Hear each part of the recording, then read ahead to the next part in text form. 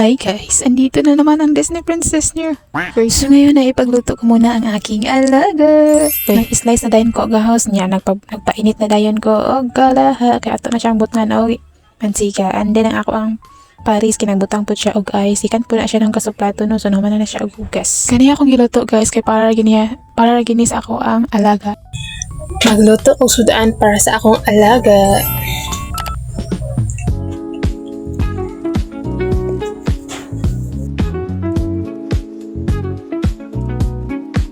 So, kaya init naman itong kalahato na dahil siyang butngan og mantika. So, ang mantika di akong ibutang diri guys, no, kayos oil na siya, kaya na crispy fried chicken, manggod ko ba? Kaya learn. After 1 year, uy, so kadugay po sa 1 year, oy, na init na dito ang mantika, ano na ito na yung gilunod ang ahos. Unsa pa may dugayan, isunod na dayo ng manok. Uy, kadugay masalihok. So, ako ang iluto guys, kadaghan jud kay ni siya no, world feel na ho, hindi mahurot sa akong mga alaga, madagan pag ni mga pila ka tuig. Uy, subuag. So, ako ning giluto guys para sa ako ang mga alaga, kay kani manggod siya nga manok is mukha na siya baka na ang lahi na gud siya og baho.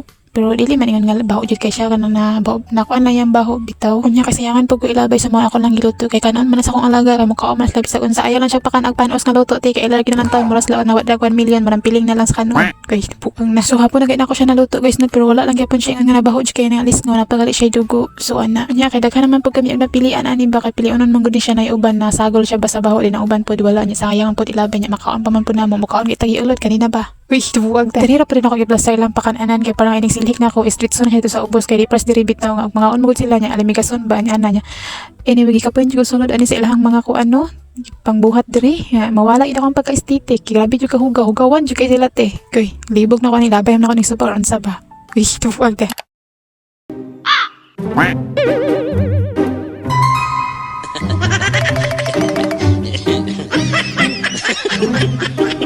Kinangulit naman ako mga alaga, so nagpabidyo na po ko sa kuwang Paris kay pakanon ako sila. So maong gidaghan ako og luto kay para nga magpakaon ko nila sa gyud na po dayon ako initon. So ana ba kay di binis sila kasara kay mukaon no, di ginalalong anod sa iyang di mahurot.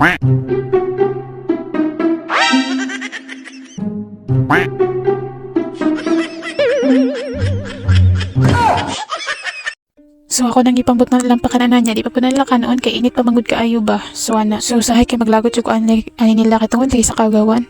Yung imo man ang kasabaan sila no, imo nas lang bunalan kay magyaw-yaw ra ba nati. Kay para magkatunabuan. Dili na sila maghugaw na kanang malibang gani sila dili na nangahugaw ilaha kana lang magulan mo igara nila gawas nilang tiil kay manglakra niya puti benidri akong salog no. Unya kung yan kila sila man ang kupukan ang langgam. Nya ilang dalon tre diring lakanon dan ibili nilang tinaiti. Diyos ko te magawas ako ang pagkabuang.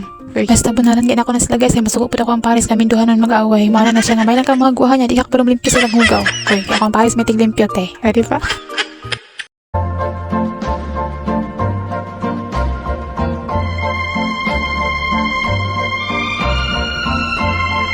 Na mag-reason guys, maong nagbuhi jud ko og iring. Kay sa una is dili jud ganahan ng iring. Isa na diha ang kana ilang tae kay grabe gyud ang kabaho ti mosulod sa imong tiyan ang kabaho. Nya isa pud sa dili na ko gyud ganahan sa iring is kana makatunong ka og iring asong kabanti na kana imong sudan kay hutdon og kaon. Pero kani sila guys is tako jud kini sila tabang sa amoa. Kay magabi di ni sila matulog, masigira ni sila kiat maglago-buhay gyud diri. Pero ini kaadlawan kay tulog kay na sila te. So kaya na nami iring no kay wala na yung musulod diri nga bitinti. Mo na siya rason. Huwag niyo pa rin kalimutang i-follow, like, comment, and share ang ating account dahil mamili pa rin ako na mabigyan ng pa-Gcash. Let's go!